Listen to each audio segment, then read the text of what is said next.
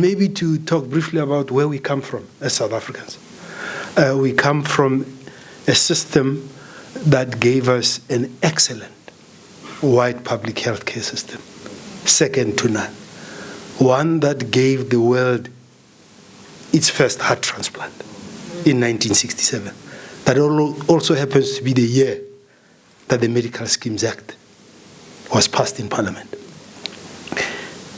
Parallel to the excellent white healthcare system was a functional system for black public health. Just functional. And it's a system that gave our first niece in our family her mitral valve replacement in the early 80s at Bara. So both systems, they were different. I'm not trying to say those were the glory days, but that's where we come from. Where are we now? Where we are today, we have a privatized healthcare system and we have a public healthcare system. Now, this privatized healthcare system cannot even begin to compete with the previous white public healthcare system, where the leaders of the country used to go to public health for their healthcare. Military 1, military 2, even business people used to use the public healthcare system. There's a guy called Tony Factor who owned half of downtown Johannesburg. He had his bypass surgery in a public hospital, the Johannesburg Hospital. We must just be mindful of where we come from and where we are. And then we have a public healthcare system that the ombuds characterized as he wouldn't see any of his family in those hospitals. That's where we've gone to. And when you look at the public healthcare system that we have now, it could not even compete with the previous black public health. So what has gone wrong? What has gone wrong? And when you look at the challenges that we've had before and the challenges that we have today, one of the key features that creates challenges for us in South Africa is separateness. So we're separate in the past. We even separate today. Now, one of the things that is going to happen if I lead is we're going to deal with the separateness. But now that I'm close to retirement age, I have become mature. I no longer say, do away with medical aid. Michael will be pleased to hear.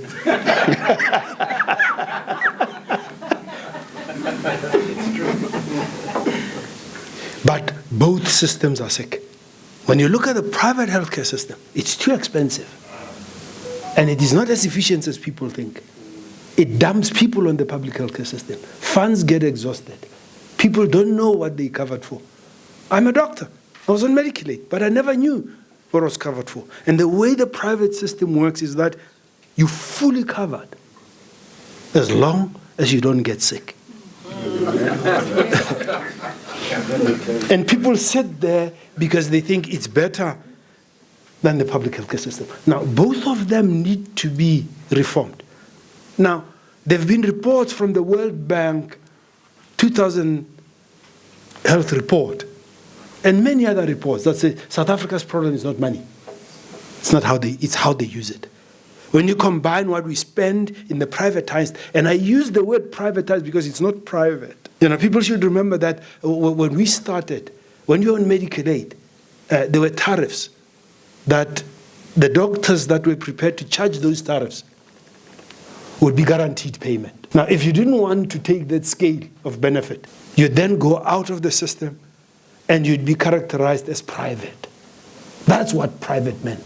I'm now not going to negotiate directly with the patient what my fees are. What we have now is privatized on the back of an act of parliament. Now remember that with these medical schemes, all the three branches of government are on medical aid. The executive, parliament, and the judiciary. And those that have voted them in there have been left elsewhere. So it's separateness like you've never seen. That's what we need to deal with. But we're going to deal with it rationally. Medical aids used to give you what white public health care used to give you. All the care that you need for no payment at the point of service. All inclusive. So we do not go about fixing it by creating a third pot of money called NHI. because you are now turning a 2-tier system into a 3-tier system. So that won't work. You start by fixing the ills in the system that we have right now. So you'd ensure that in 2019, there was a health market inquiry that came up with recommendations that have not been followed. In 2015, there's a report that Minister Motsoaledi commissioned about reforming some of our statutory bodies. The Mayosi report, nothing has been done about it. So in some of those documents, we find the answers of the things that need to be done. Now, what needs to be done in medical aid? It's called medical aid because the members aid each other. It's not insurance because we don't have individual policies. But the aid has been taken away. You're being treated like you've paid for insurance as an individual. Your funds get exhausted. Before, the funds never got exhausted. But when Rina Fender left, she changed the rules. So we need to amend the medical schemes so that it serves the purpose that it is intended for. And one of the things that medical aid should offer is universal health coverage. Do you know what happens if you give universal health coverage? You don't need a complex admin system. When they tell you your front teeth are covered but your back teeth are not, you need a complex system to manage that. When they say, you sick, we pay, you don't need a complex system to manage that. You just need to use technology to collect the data and the information to be able to plan better. So you need to bring back universal health coverage. You need to negotiate with the professionals. You need to have a statutory tariff. People need to know what it costs. It can't just be guesswork. There are recommendations in the health market inquiry that would need to be implemented so that we ensure that when you pool resources together, you get the collective benefit of pulling together. It's not an insurance system. Now, there's wastage on the admin side. When you have complex systems, you administer them. When medical aids were made, there was 2% admin fee. Now, it takes 20% of the fee. Now, on the public side, there's a lot that needs to be done. But to summarize, because I see you standing, we need to professionalize public health. That means paying the healthcare professionals properly so that they don't make money from trading. But that needs to be done in the private sector as well, so that you pay people proper professional fees and the system must own the technology. So the business of trading with technology should stop. We should own the MRIs as the system. And we should pay the radiologists the radiology fee.